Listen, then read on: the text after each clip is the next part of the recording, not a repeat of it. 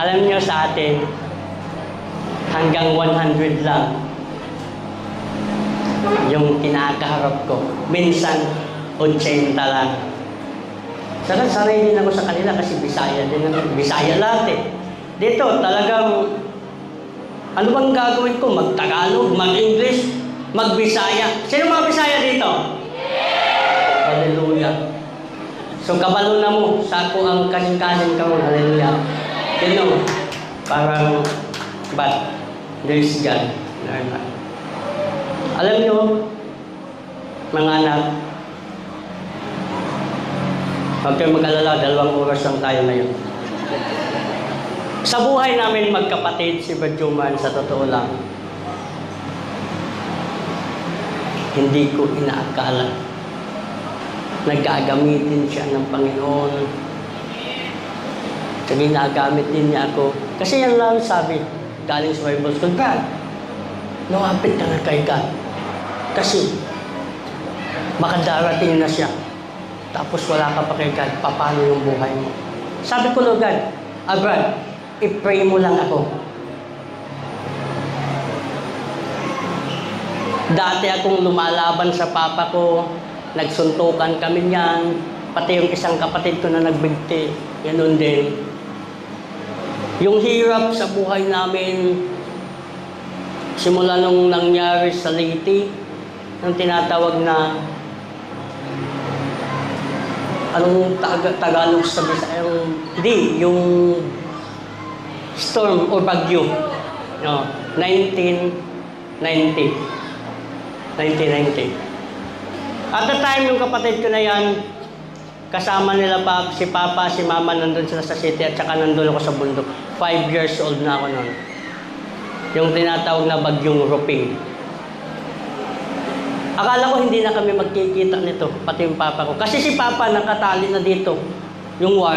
Kasi malakas yung tubig, tapos yan dito, yan si kapatid, dito yan sa ano ni Papa. At the time, mga kapatid, salamat sa proteksyon na binigay sa buhay sa pamilya ko po. Yung mama ko nandun na sa rooftop sa building dahil nga noon. Dinadaanan namin ang hirap.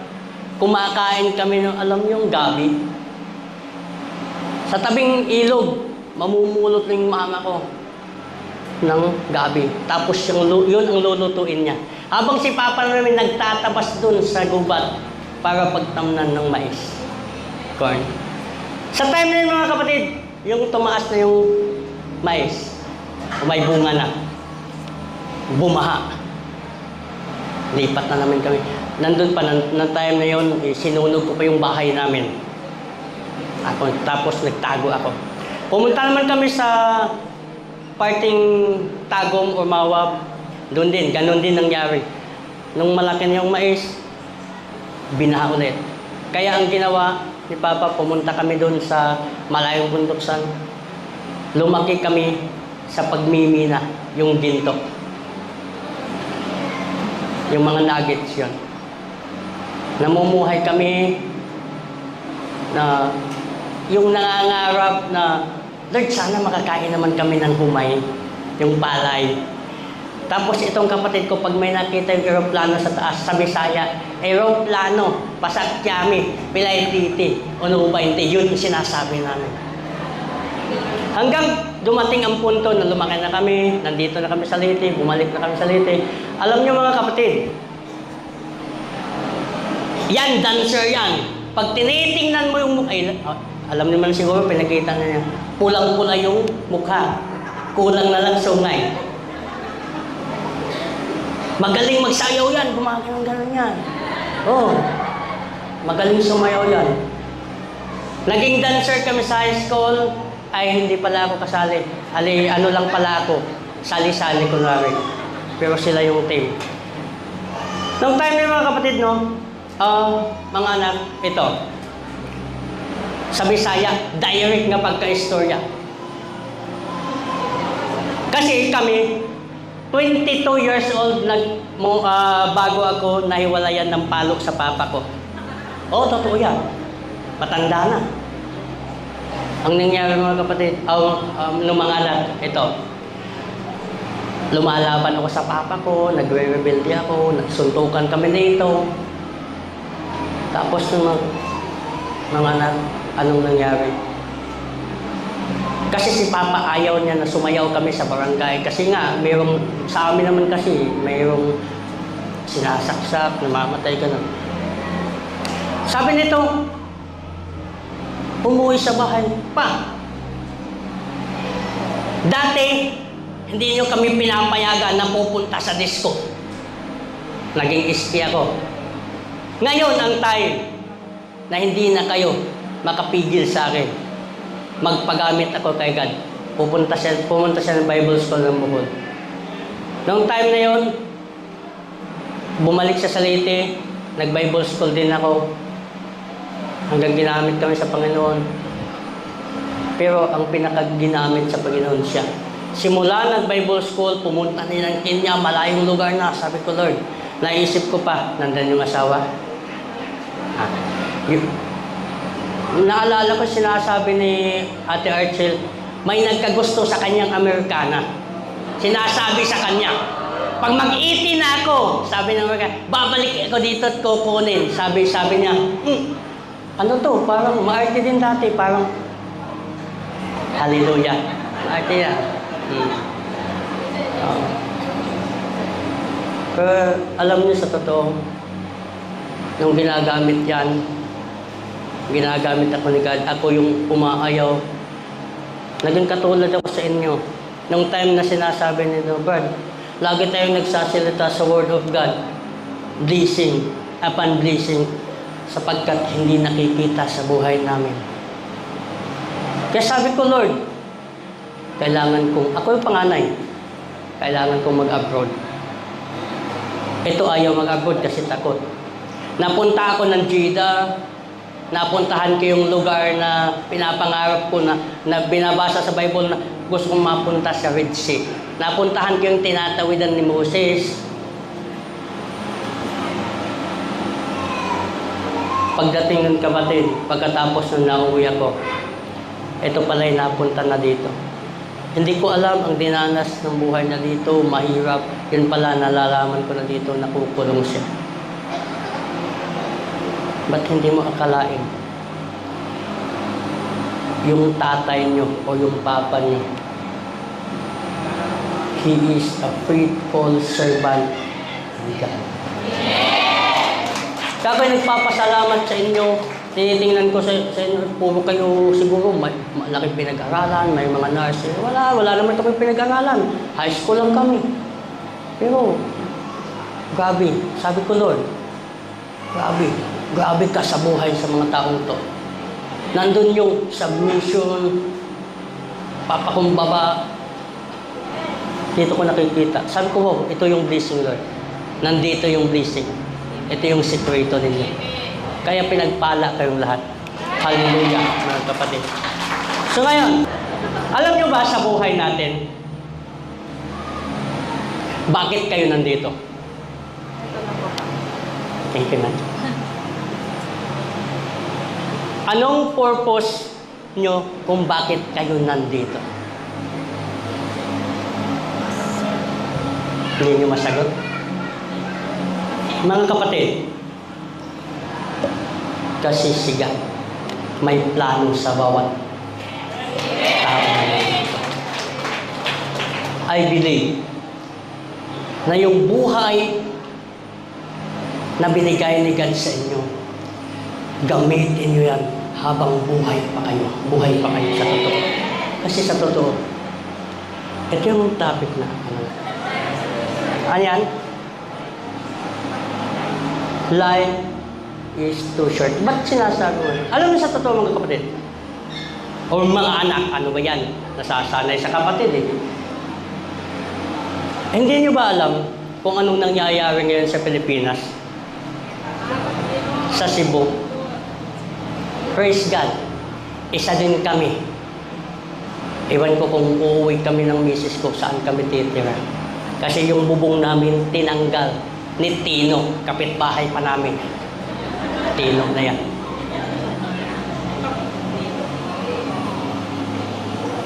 Pag tinitingnan mo yung buhay ng tao no, sa Pilipinas,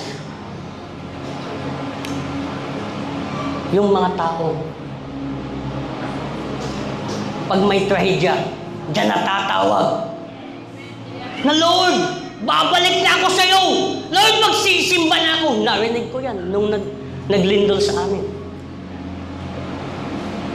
Pero nung time na wala ng lindol o panganib, anong nangyari? Paglalapitan mo, ganun lang yung tao nakikinig, tapos labas dito. Pinapakita na lahat sa buong mundo yung mga trahedya sa LA. Anong nangyari? Nasusunog, di ba?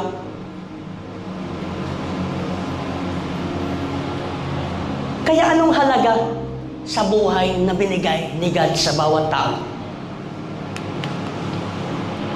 Pakibasa nga, makisuyo. James chapter 4 verse 14. Why you do not even know what will happen tomorrow? What is your life? You are a mist that appears for a little while and then vanishes. Yung buhay natin, parang usok sa pinakuluang tubig na makikita yung usok, maya-maya nawawala na. Ganun ang buhay natin mga anak, sa totoo. Kaya yung buhay na binigay ni God sa'yo, kung ano ka ngayon, kung sino ka ngayon, nandyan ka nakaupo, huwag kang pumayag na hindi ka magpagamit kay God.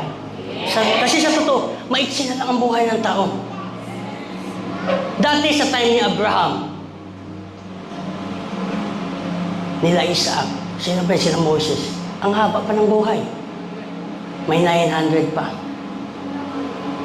Hindi niyo ba naisip ngayon? Mataas na yung 80. Minsan yung tao, 5 years old, nawawala na sa mundo. Alam ko, at alam ng Panginoon, kung ano ang nasa puso niyo ngayon. Nandito kayo, ano pa kayo, parang excited pupunta ng church. Nagpapagamit kay God. Baka pagdating ng time, pag nauwi tayo ng Pilipinas, diyan na ang totoong fail nyo. Baka bumalik kayo sa dating kayo. Buhay ng tao, ito yung pinaka-precious gift na binigay ni God sa atin. Parang gold. O di kaya diamante. Ginawa ka ni God through His hands, hindi sa salita. Kaya special ka, anak. Huwag mong hayaan ng buhay na yan, masasayang lang. Baka impyerno ang kalalabasan mo.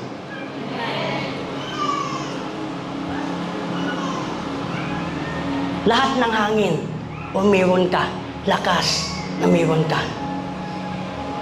Hiram lang yan. Galing sa Diyos.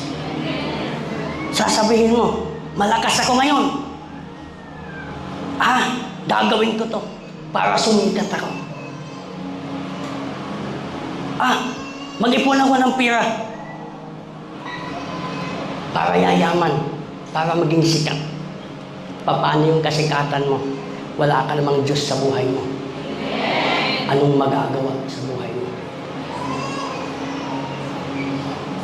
Taga-amin, kapitbahay naman, sabi ganun. Sige, magano tayo. Maglasing tayo, magsaya tayo dito sa mundo. Kasi pag kung tayo mamamatay, wala na lahat. Wala nang problema. Totoo hindi? Tama o tama? Ha? Hallelujah. Tanungin ko kayo, pag kayo'y namatay, may problema pa o wala? Ha? Wala na ba? Hindi ako maniwala niyan. May problema pa. Eternal death nandun sa impyerno. Sabi ko, nagsasamba naman kami. Ayaw ko magsamba kasi wala naman akong kasalanan. Sinasabi sa amin, mga kapatid, kahit sabihin mo wala kang kasalanan, gumawa ka man dito ng maraming church, tumutulong ka sa bawat tao, ginagawa yung kabutihan, pero pag wala si God sa buhay mo, hindi ka magkaroon ng eternal life. Saan ka mapunta? Eternal death. Yung buhay natin na maiksi na binigay ni God. Ngayon pa lang. Ako nga, sabi ko, oh Lord, I remember sa sinasabi ni Maris, Pastora. Alam mo, ba't lang pa ako nagpagamit ka ganun? Napakaiksi na lang ng buhay. Paano? Kung nagtrabaho kayo, lumalakad kayo doon, malakas kayo, tapos kinabukasan, wala na kayo. Anong mangyayari sa buhay mo? Pakisabasa mo, the Bible reminds us. The Bible reminds us, our days are numbered not to scare us, but to teach us how to live wisely, gratefully, and purposely. Hallelujah. Wisely. To seeking and applying God perspective to your life. Nauuna ba si God sa buhay niyo? Minsan kasi, hindi natin masasabi, pag umaga, ay, balisa ka na, uy, may trabaho pala ako. Hindi mo tinatawag si God. Kahit mag-pray, hindi mo kayang mag-pray. Kahit sa pagpapasalamat sa lakas na binigay sa'yo, hindi mo magawa. Paano ka maging worthy sa harap ng Panginoon? Kahit sa kunting bagay lang, maliit na bagay lang na hindi mo kayang magawa kay God, baka yan ang dahilan na magiging inferno tayo. I have a motto. Ito ang isipin nyo. Alam na to ng iba. Pakinggan nyo.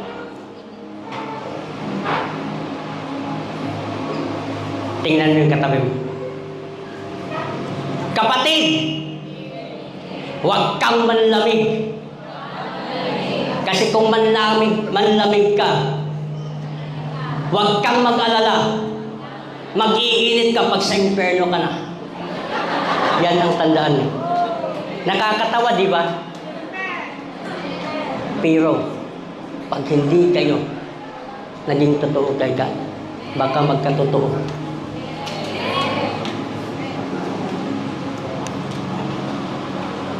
Gratefully,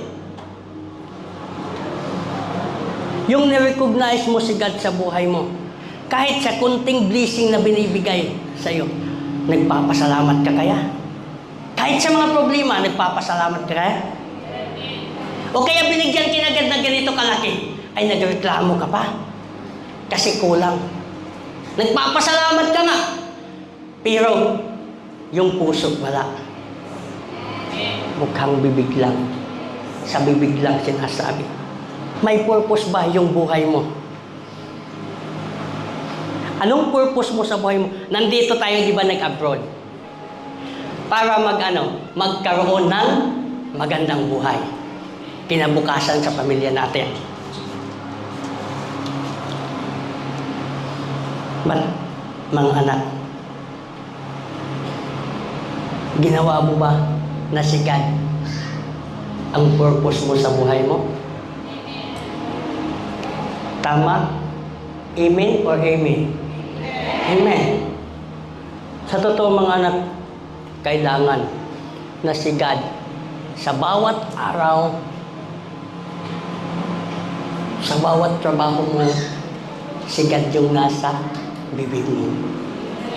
Ilagay mo sa puso at isipan niya. Kasi yung buhay natin, mga anak, maiksi lang yan. Pag hindi mo ginamit sa Panginoon, mahaba ang buhay mo sa impyerno.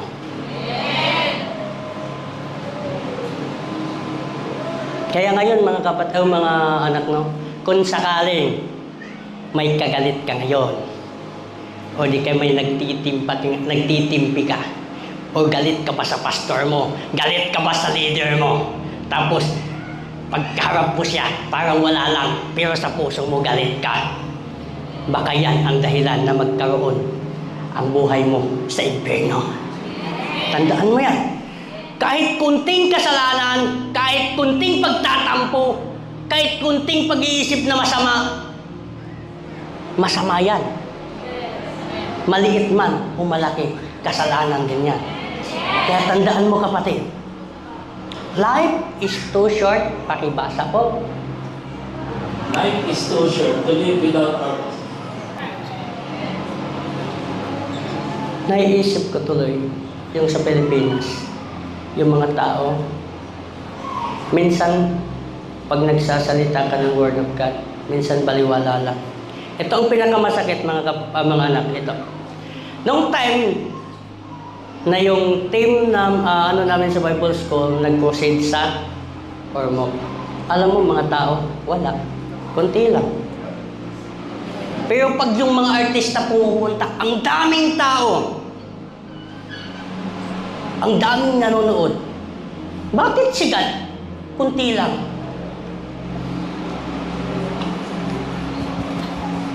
Hindi na pa naisip yan. Minsan ang tao, mas gusto pa nila yung makamundong bagay. Makamundong gawain. Hindi ka nilagay dito sa Panginoon sa earth para mananatili.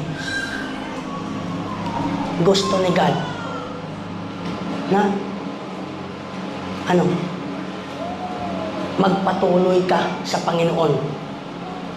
Huwag mong mahalin ang makamundong bagay. O di kaya bumabalik ka sa dating ikaw. Huwag mong hayaan yan mga kapatid. Kasi si Satanas, gagawa yan ng paraan para ikaw hatakin papunta doon sa kanya. Kasi gusto ni Satan na may kasama siya doon sa impyerno. Ginawa tayo ni Jesus or ni God para magsamba sa kanya. Para purihin natin siya. Kaya gawin natin ang mabuti. Huwag tayong gagawa ng kasamaan sa buhay natin. Sabihin mo ngayon, malakas na ako. Magaling na ako magsalita ng Word of God. Parang evangelist na ako. Evangelist na ako. Mano ka dito? Yung pinapakita mo talaga na kung sino ka. Pero mag-ingat ka sa bawat araw sa buhay mo. Sa bawat salita na binibitawan mo. Kahit sa tingin. Nagkakasala ka na sa isip. Dito siya titira. Si Satan. Alam nyo, ang laking papasalamat namin kay God. Iba-iba mo yung yung papa ko ginagamit sa ibang church. Yung kapatid ko ako din ginagamit. But praise God, nagpapatuloy kami. Hindi kami tumitigil. Kasi alam namin, sa likod nito, there's a crown of life na bibigyan. Hallelujah. Pagpakan natin dito.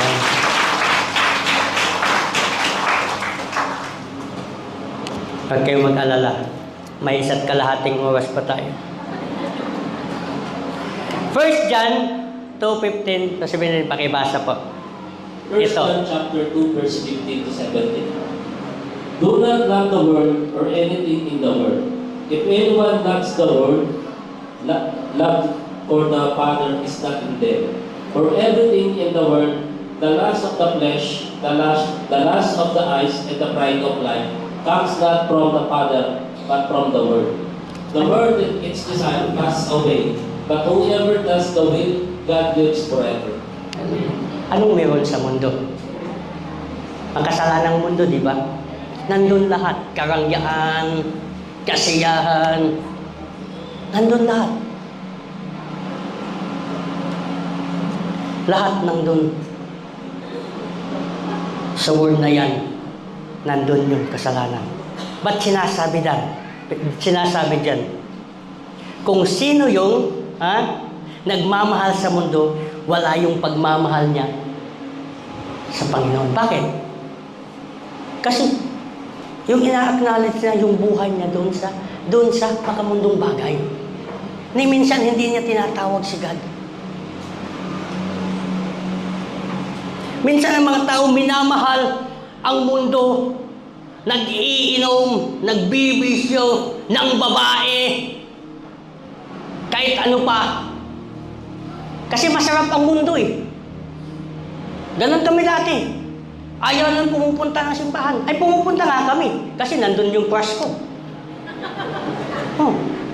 Akala mo kung Sunday, kung sino yung holy. Pag sa 6 na araw naman, akala mo kung sino yung demonyo.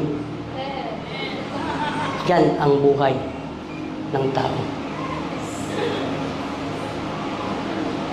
Pagsalamat sa Panginoon, nandito kami.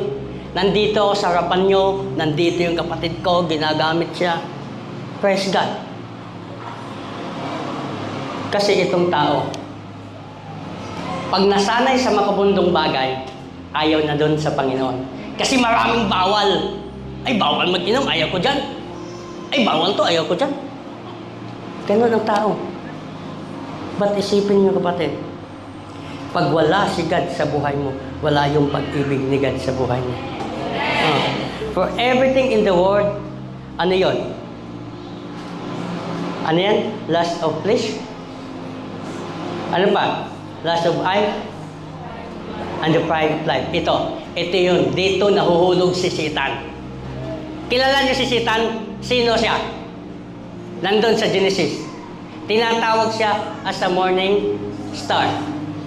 Di ba? Kung nabasa niyo. Si Satan, siya yung worshipper ni God. Siya yung leader na angel ni God. Nung naawa si God sa angel, binigyan siya ng konting power. Akala ni Satan na powerful pa siya kay God, nilagay niya yung trono niya sa itaas na trono ni God. Anong nangyari? Yun ang unang giyera. Wala pa tayo. Anong sabi ni Satan? Kawawa ang mundo. Kasi sino yung nandun sa mundo? Yung mga tao. Kaya gumagawa yan si Satan ng paraan para hatagin ka papunta doon sa kadiliman. Kasi gusto niya may kasama siya doon sa impyerno.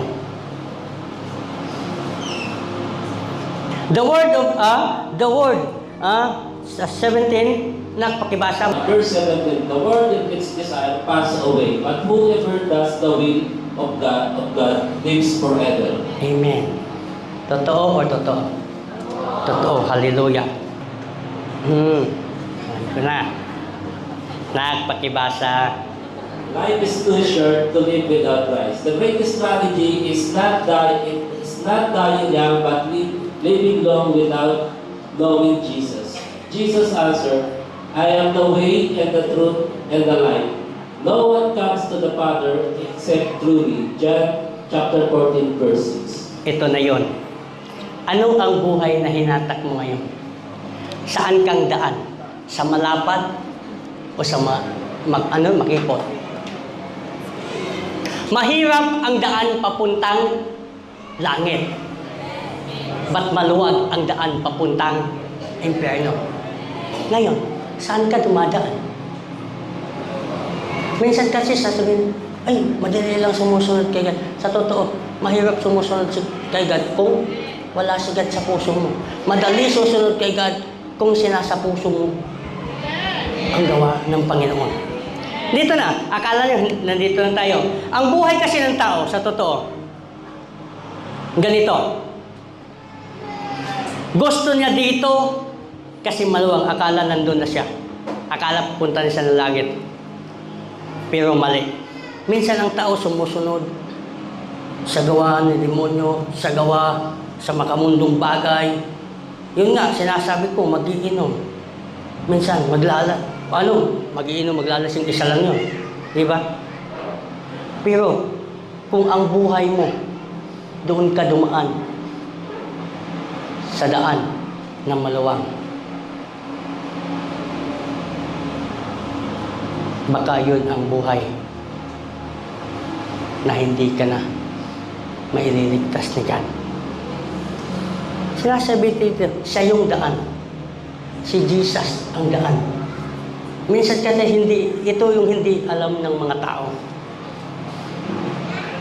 Akala nila, pag nagsasamba na sila, yun na, okay na. Pag pumupunta ng church, okay na. Minsan siya sabi, uy, fiesta na, magsimba na tayo. Ganon ang tao, di ba? Pero dapat, araw-araw, lumalapit ka kay God. Araw-araw, tinatawag mo si God. Hindi lang sa araw ng Sunday. Kahit nandun ka sa CR, pwede mong tawagin si God. Lord, salamat na comfort ako. Kahit nasa trabaho ka, kahit naglalakad ka, Lord, salamat sa protection. Ginagawa niyo ba yan?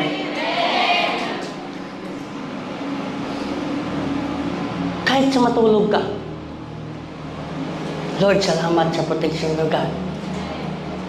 Pagising, Lord, salamat sa bagong buhay na binigay mo. Lord, thank you, Lord God. Na-renew mo yung buhay ko, Lord God.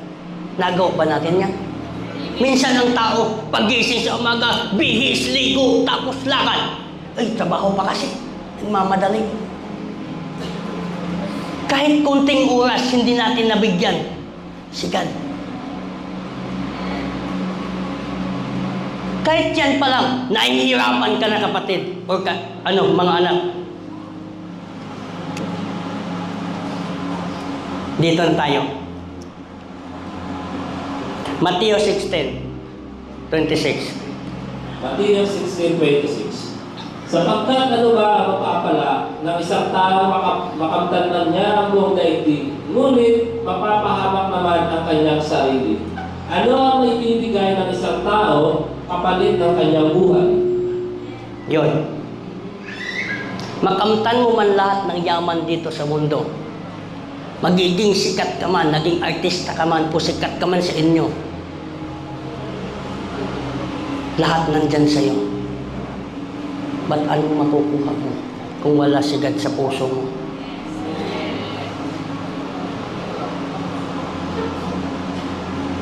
How about kaya? Kung si Jesus ibabalik na. Tapos nandun ka sa mundo. Nag-iinom ka, naglalasing ka. Nandun ka sa barkada. Ni isa hindi mo tinatawag si God. Paano? Kung si Jesus ibabalik na.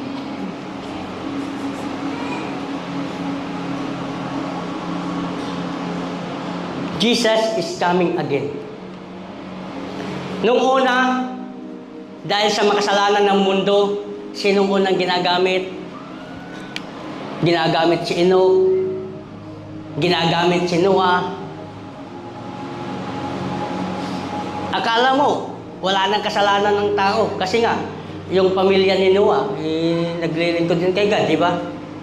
Hanggang dumami yung tao, patuloy yung kasalanan ng tao. Naalala niyo ba ang Sodom at Gomorrah? Dahil sa kasalanan ng tao, sinunog ni God. Sino lang yung nabuhay?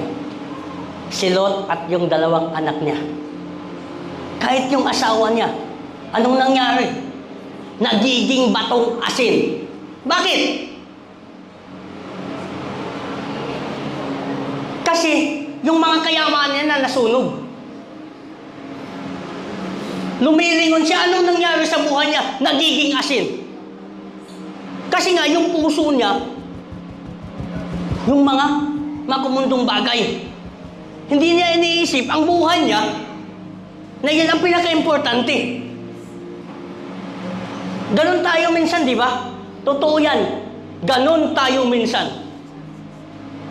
Kahit sabihin mo man hindi, nako, alam ni God yung puso niyo.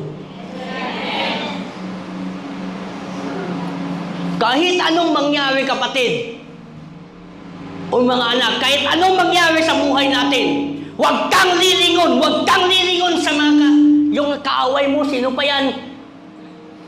Dapat tinitingnan mo si Jesus, sentro ka.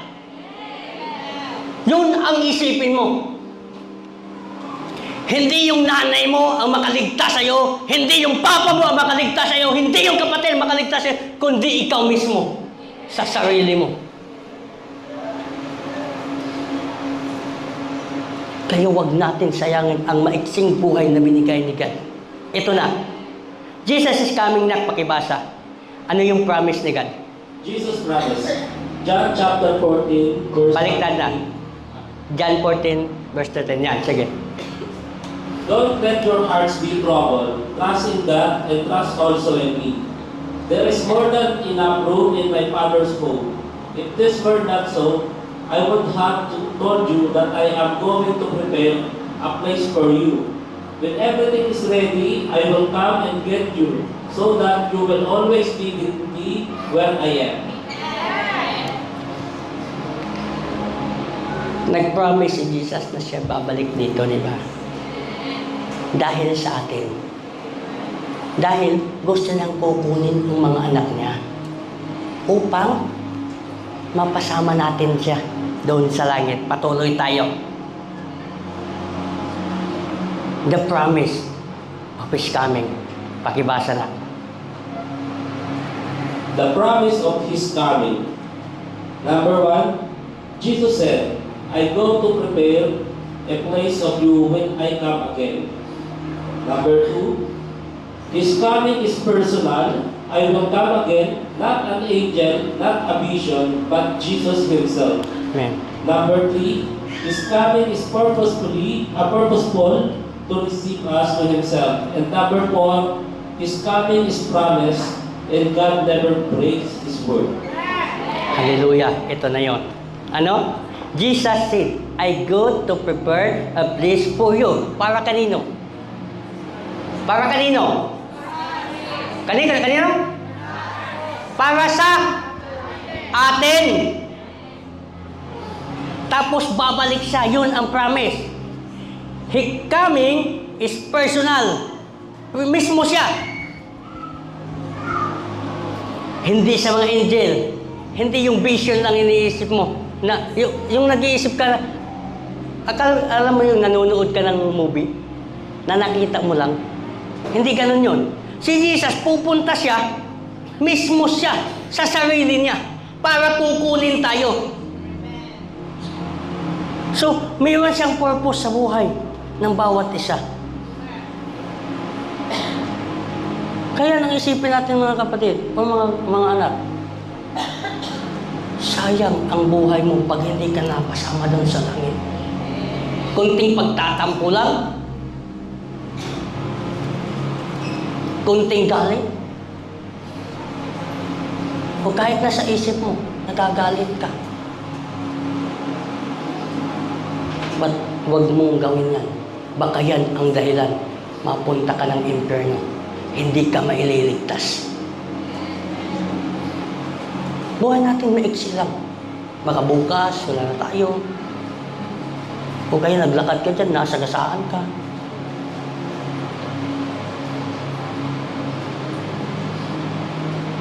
Ang buhay natin, yun ang isipin natin. Alam ko, kayo dito, malakas na kayo. Pero, bantayan nyo ang gawaan ni Satan. Saan siya titira? Kung saan yung kahinaan mo, doon siya titira. Pag kahinaan mo babae, doon siya titira. Pag kahinaan mo lalaki, doon siya titira. Pag kahinaan mo yung puso mo, doon siya titira. Kaya bantayan mo bawat puso o bawat buhay natin na binigay ni God sa buhay natin. No? Sa totoo, yung kapatid ko. Naging Bible school student siya. Sabi nito, Brad, balik ka sa Bible school, dalhin mo yung asawa mo. Kasi yun ang nagkaroong asawa, siya ang nauna sa amin. Pumunta siya ng Cebu, tapos pumupunta sa bahay ng babae, ang babae yung nanligaw sa kanya kasi hindi marunong manligaw. Hindi pa nagkaroon niya ng girlfriend. Simulan, nag-edad siya ng 20. Kasi yung sinatawag na torpe. Pero pag sa Word of God, grabe. Anong ginawa niya sa buhay niya? Kasi kailangan niya babae. Alam mo kung sino pinakagusto niya sa Biblia? Si Samson. Dalawa kami magkapatid. Malaki yung dito niya. Dito. Malaking katawan. Ginaganon lang kami. Ganon siya. 50 kilos na dumbbell. Ginaganon niya. Tapos sabay ganon. Babak tumbling niya. 50 kilos. Malakas siya. Pero sa lakas niya, hindi niya nabantayan yung puso niya. Dito siya tinitira. Ano nangyari? Kinitil niya yung buhay niya. Nung pag-uwi ko. Kasi isa ako as a mayor sa Bible School. Ganito. Nung nalaman ko si Ma'am Wing sinasabi sa akin, papuntahin niyo dito si Mayor. Nagmi-meeting kami gabi yun. Sabi ko, Ma'am, bakit? Huwag kang mabigla. Bakit, Ma'am? Kaba ko na. Lakas ng kaba ko. Wala na si Domingo. Domingo kasi yun. Domingo pangalan. Alam mo sa totoo,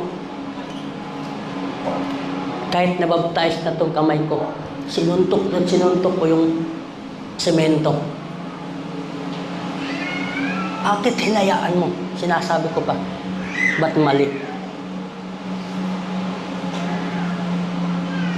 Yung assignment ko sa Bible School, nakalimutan ko na anong gagawin ko. Kinabukasan umuwi ako.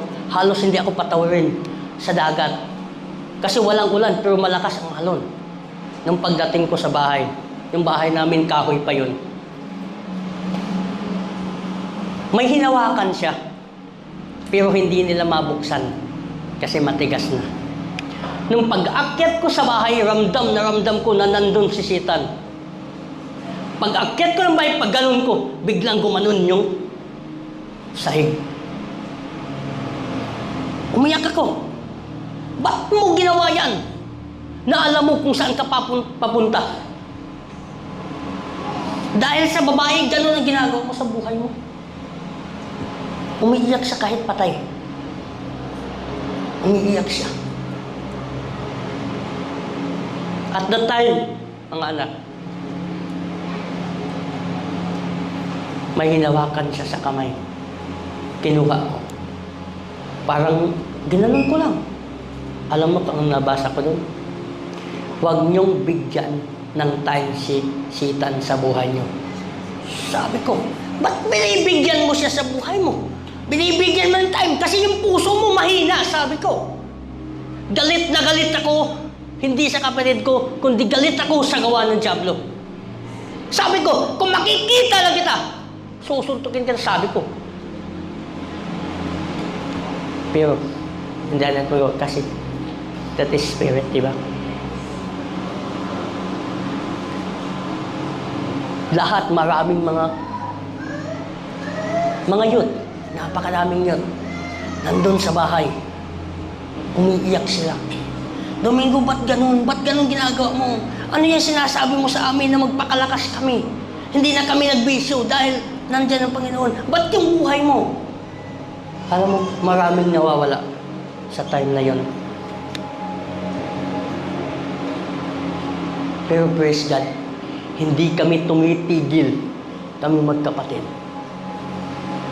Patuloy kami magpapagamit kay God kasi alam namin. Walang sahod man to, pero alam namin. At kung nandun na tayo sa langit. Naisip ko tuloy yung sinasabing kasama ko. Pastor, di bali wala akong crown. Di bali wala ako sa loob ng bahay ng ginto. Kahit sa gilid ako, at least langit ako. May pag-iisip pa tayong ganyan? Naisip niyo ba? Ba't huwag kayong pumayag na hindi kayo magbubunga? Hallelujah! Palagpakan natin at ang buhay nito. So ito na.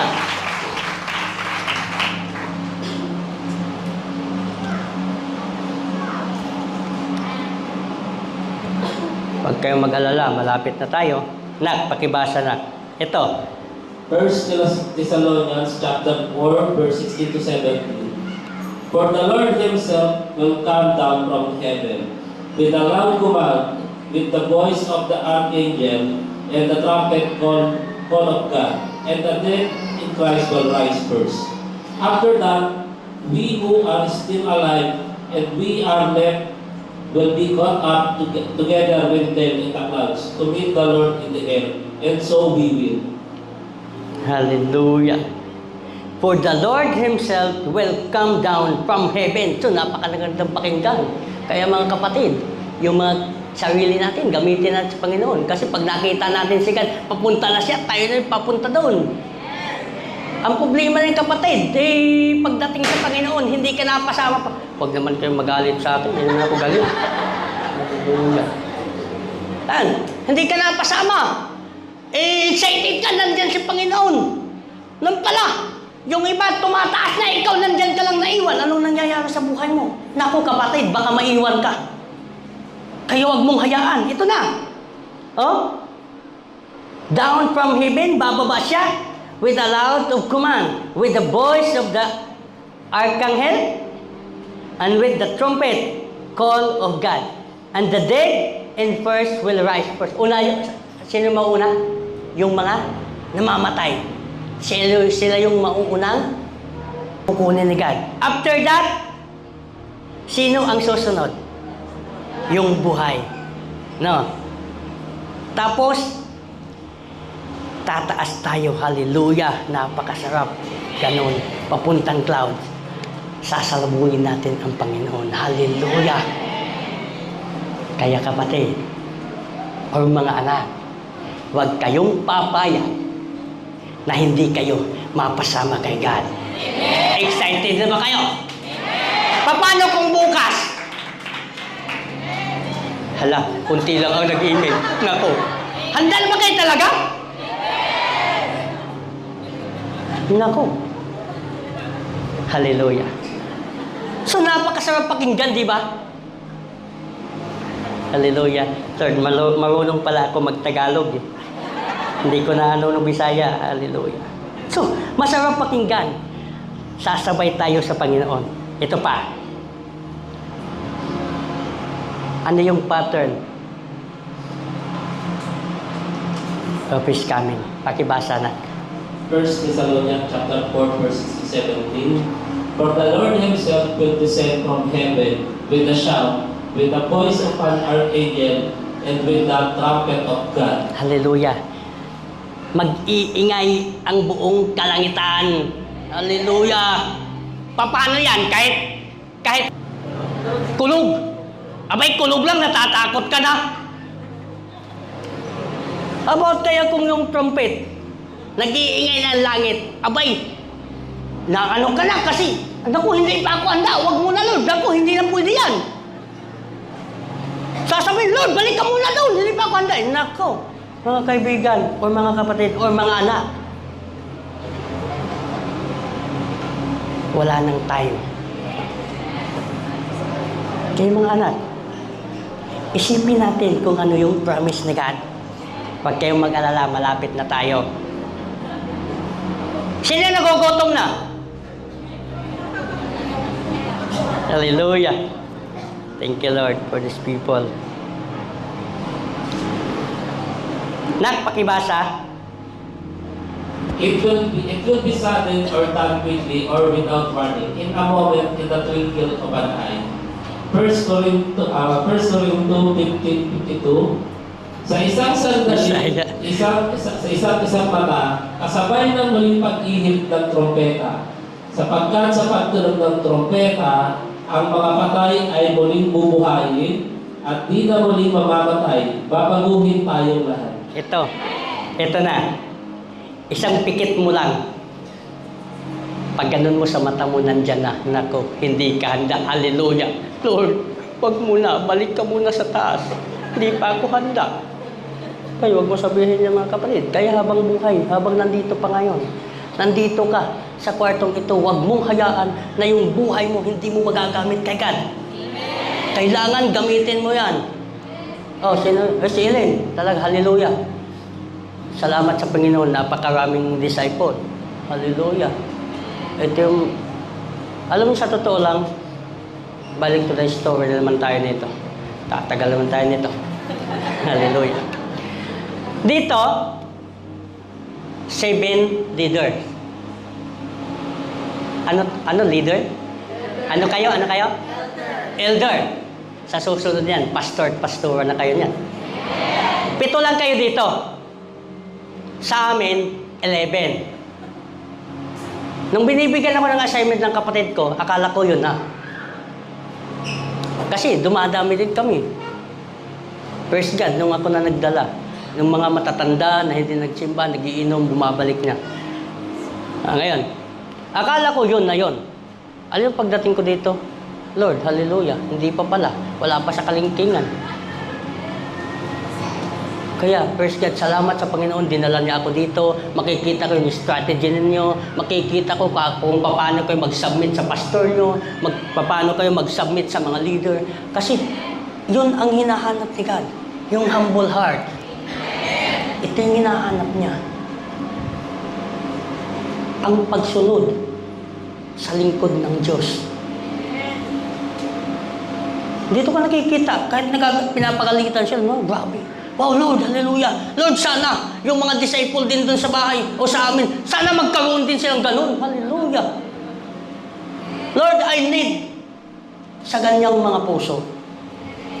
Ba't sabi ng asawa ko, hindi naman siguro, susunod naman siguro yung mga yan.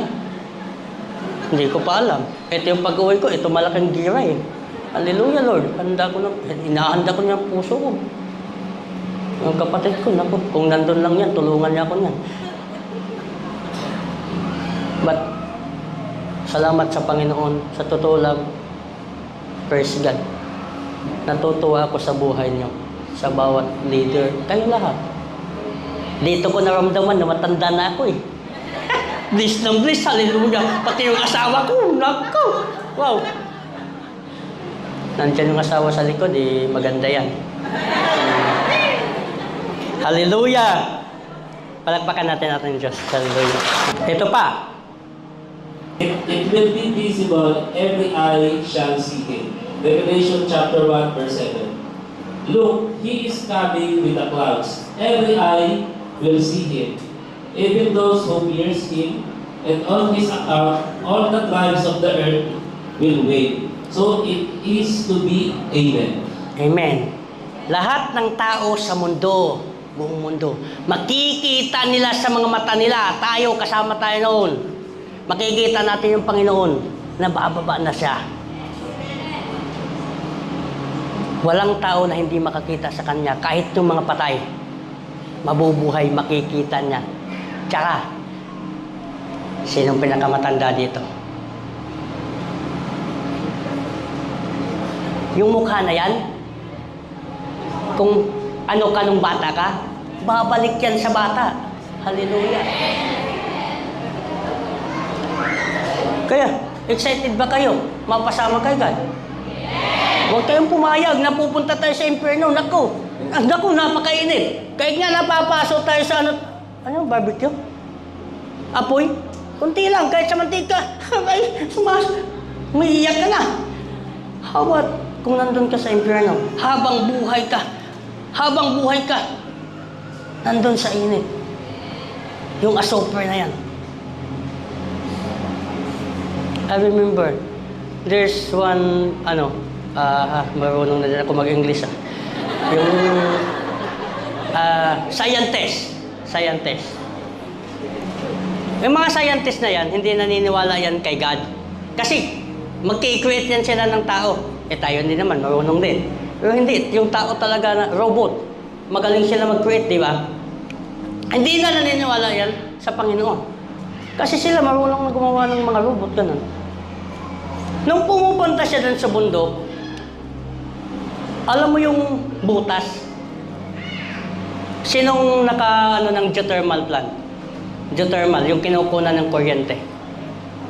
Binubutas yan papuntang ilalim. May narinig siya. Sigaw.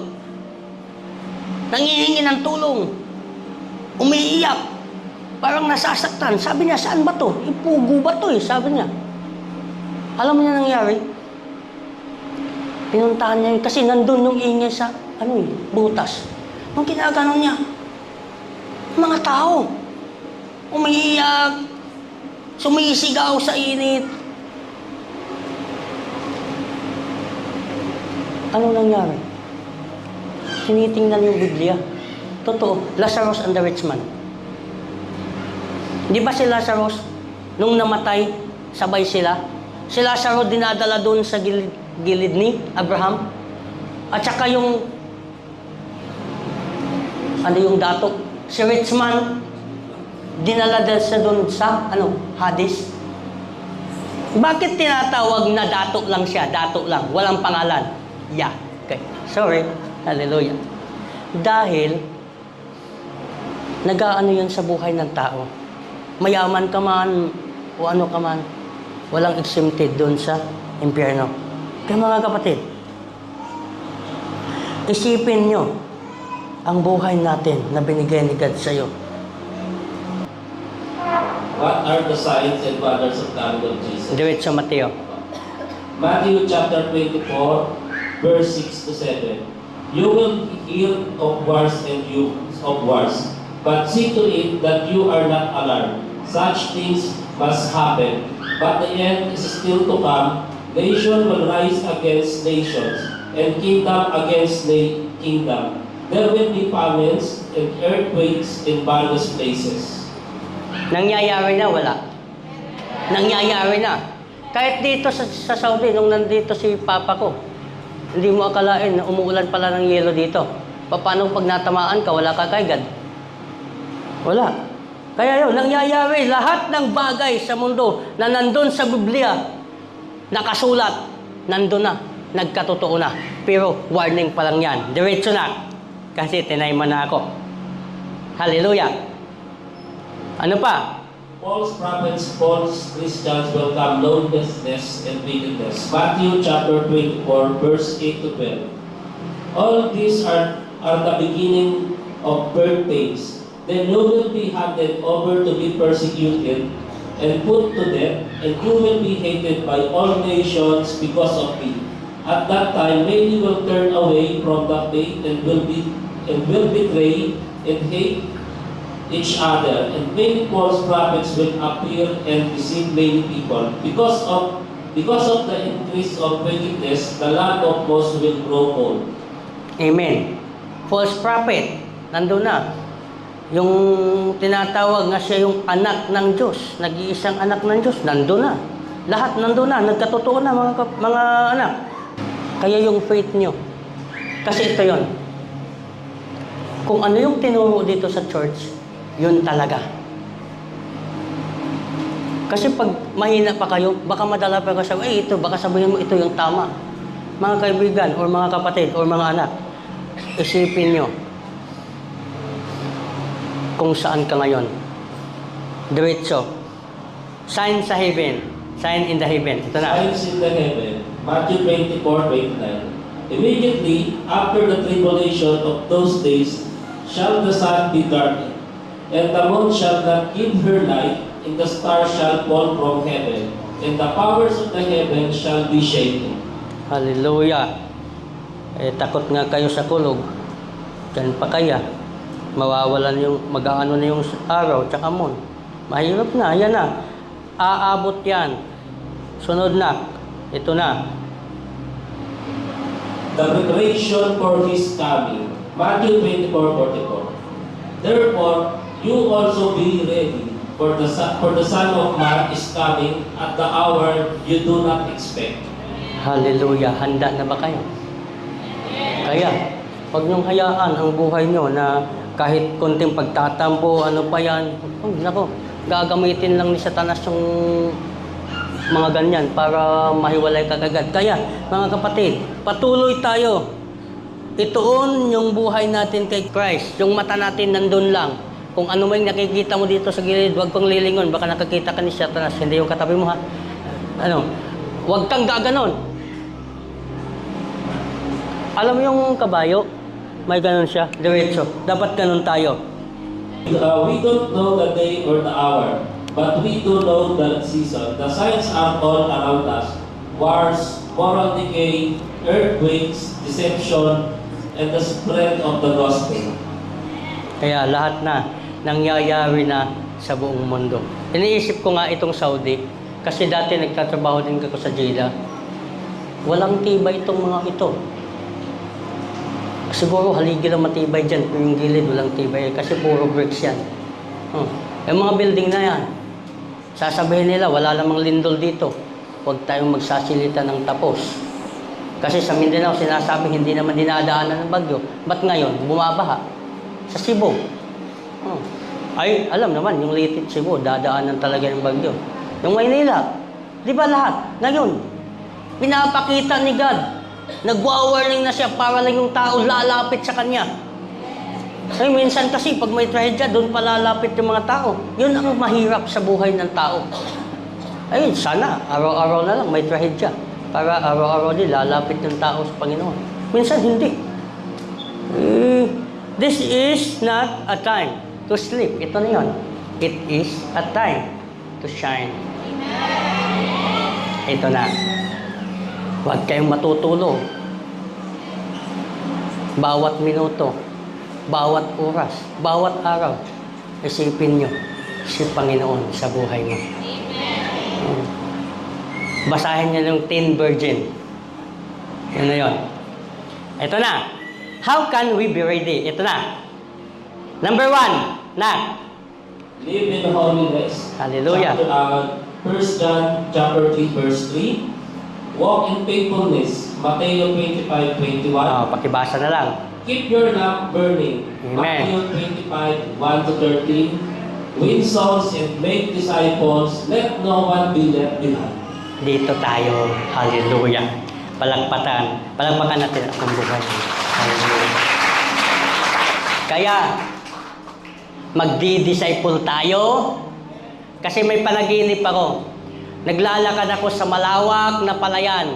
Tapos dala ko yung puro hinog na lahat. Talagang na. Sabi ko, ba't ako lang mag-isa? Dapat tayo lahat. Gagamitin tayo ni God pag uwi natin sa Pilipinas, doon na. Kasi ito yung nyo, dito yung training ground nyo. Pagdating sa Pilipinas, ikaw na lang mag-isa. Iwan ko lang kung susunod ka ba kay God o susunod ka sa makabundong bagay. Kaya kapatid, kung ano man meron ka,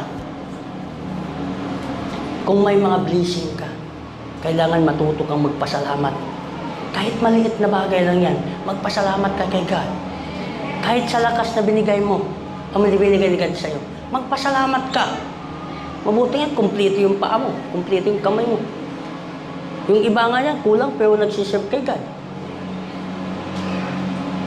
Kaya dati nga, sinasabi ko, di ako marunong magsalita. Bulol ako eh.